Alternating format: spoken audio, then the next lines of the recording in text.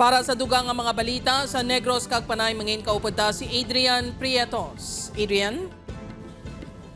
Madamong nga salamat, Jert, mga kapuso. Tatlo naman ka mga menor de edad nga Bacoleño pilason sa aksidente nga nakatandog sa live wire sa nagsaka sa kahoy sa Bacol City. Yaring balita nga itong gitutukan. Sa sining video, makita nga nakasabit ang lawas sa isa ka menor de edad sa ibabaw sang kahoy. Mabatian pa ang singgitan sa mga tao sa palibot. Kuha ang video sa Purok Itahanon, Barangay Banago, Bacol City, pasado alas 3 sang hapon. Ang bata sa video, among 12 anyos si Marlon. Sunod sa Iloy, upo ni Marlon ang duha pa ka mga menor de edad nga nagsaka sa kahoy. Aksidente sini nga natandog ang live wire rason nga na kuryente. Bukod siya gid ang nakatandog sa live wire, ginutod ang iya na to nga kamot. Giningagaw sa doktor opera, ginkakas na lang kamot para hindi na bala maglaptang ng infeksyon. Magluwas kay Marlon, nakagom sa mapila sa tiir kag kamot ang duha ka mga kaupod sini. Kung lang ginanghamon ko siya sa dasot, hindi ka to maglakat kong diin-diin. Pagka po nagtakla sila.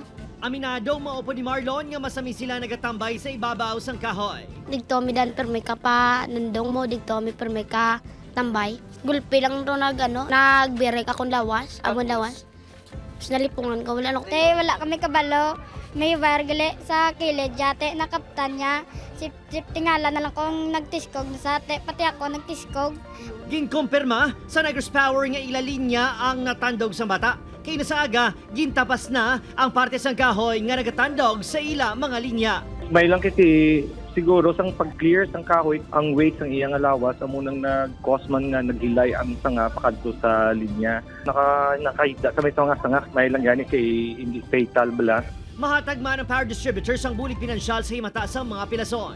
Wala sang barangay official nga nagatuban sa kamera sa ginpadulungan sa news team apang nagpasalig nga hugot na nga dumilian ang pagsaka sa mga bata sa kahoy.